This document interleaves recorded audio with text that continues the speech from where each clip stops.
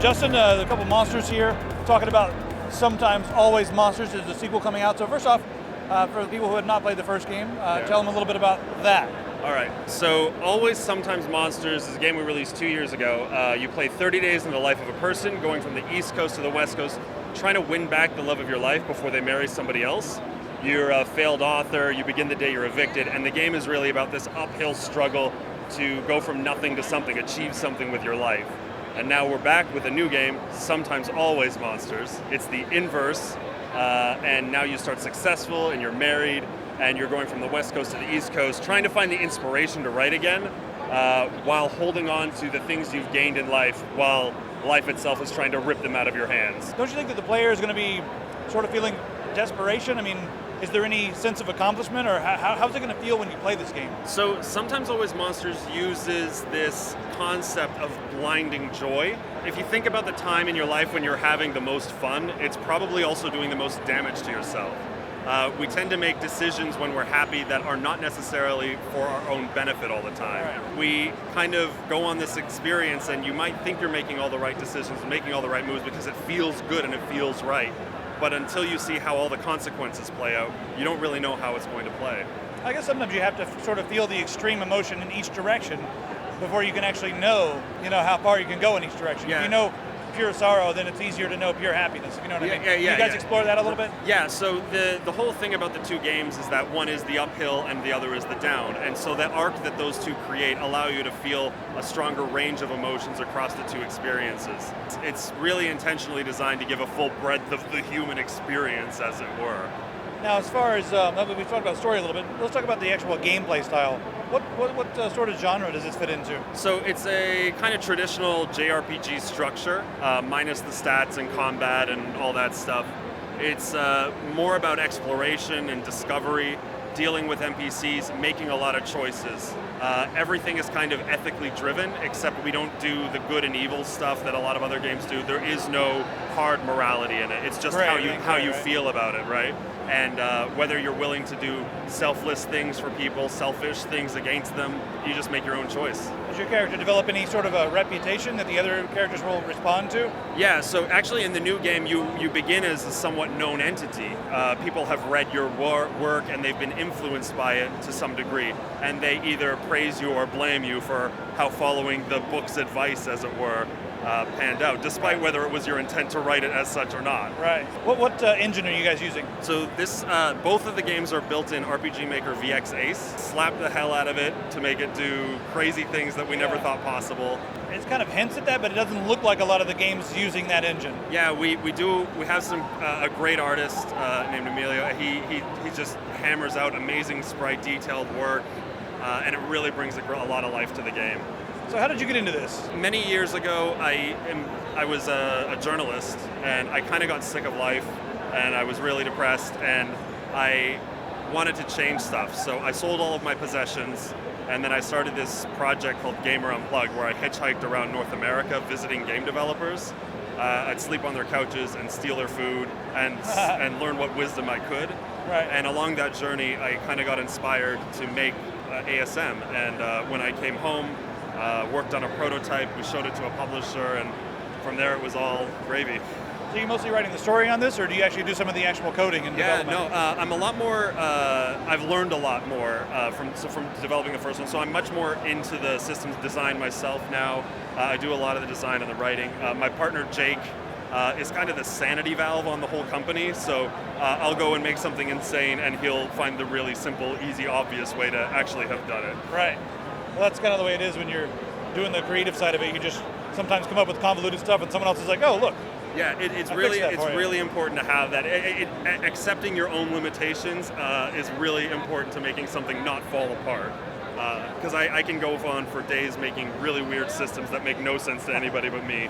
And thankfully he's able to make sense of it all.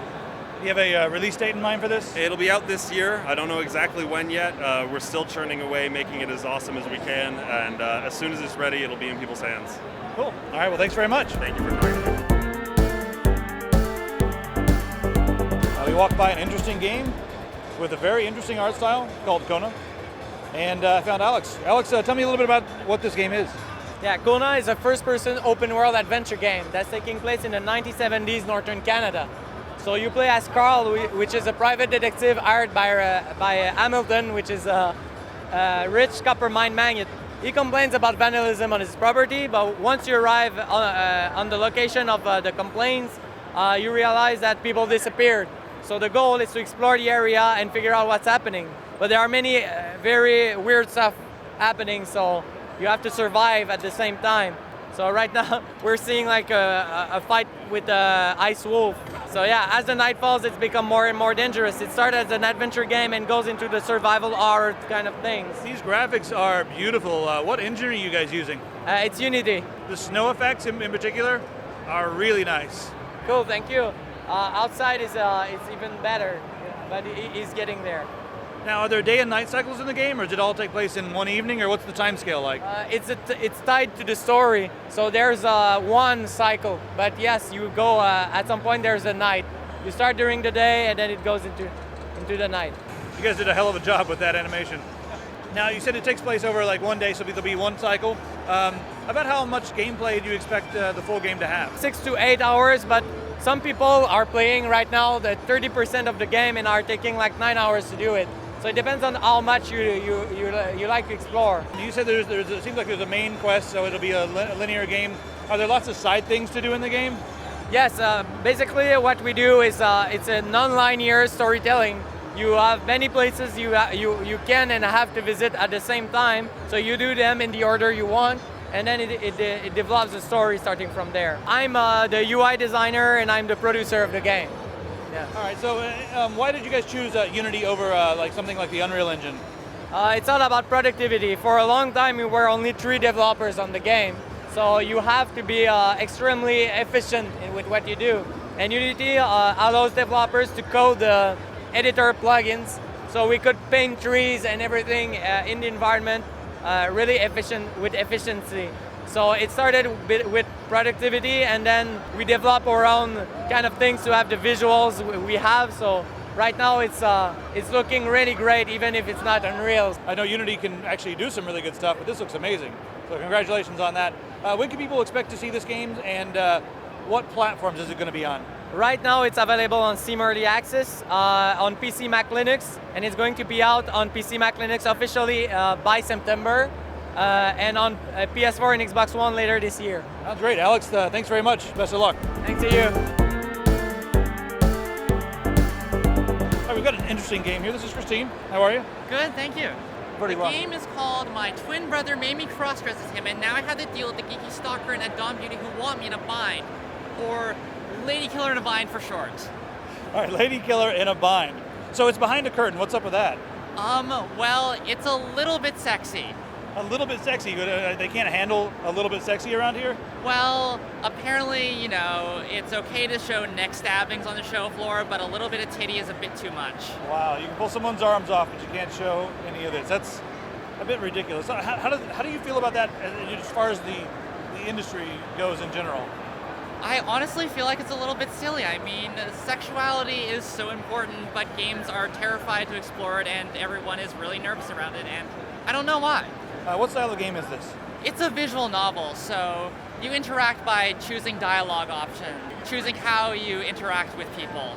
And we say visual novel, how locked down is the storyline? Are you mainly just choosing dialogue options, or are you actually able to control your character and make him go to different areas and that sort of thing? So every day you pick who you're going to hang out with, who you're going to talk to, and how you're actually approaching those conversations. So because of the whole system where you're pretending to be someone who you're not, it actually becomes fairly strategic in, figuring out who to avoid or who to talk to or who to, pump for information to figure out, how to pretend to be this person who you're not. Basically a love story that takes place over the course of 6 days through a series of hookups. And that's where the sexiness comes in, I guess, the hookups, right? Absolutely. How far do you guys go as far as, are you alluding to things, or do you go a We little are bit more showing. blatant? We're showing. Showing everything. I think it's important, to show if a relationship is, sex is important to relationships. So I feel like this is an important part of showing a romance story is actually showing. Now, are we dealing with any drama, any intrigue, and any maybe jealousy or anything like that in the game? Well, we have this, this very serious premise of pretending to be your twin brother. So obviously there's no drama related to that at all. There's no way that could possibly go wrong. Right. Okay, and now I'm kind of curious, and I'm probably going to play this. When is the game going to be out? It's going to be coming out this summer. Behind the scenes, what are you guys using to code the game? It's built in RenPy, which is a visual novel engine based in Python. Now, your background is in Python, I imagine, or have you just picked it up just for this game? I have Python experience, but it's also it's a good engine for what this works with. Cool. Well, best of luck, and I think the game. I mean, this is my own personal opinion. I think we need more of this kind of thing in the industry, just to kind of make it more normal. I hope so. Real human experiences, not just neck stabbings, please. Oh my goodness, something's happening. And a good place to cut. And that's why we're behind the curtain. Thanks very much. Thank you. Special thanks to Corsair. Check out their booth coverage for the new Cherry MX exclusive extremely fast switch. They've upgraded one of their old mice with a very nice infrared sensor, and we've got some pretty interesting technology going on with the Lua scripting on some of their keyboards. So check out the booth coverage, and also if you're at PAX, stop by and see us at their booth Sunday, 2 o'clock. Be there or be a dodecahedron.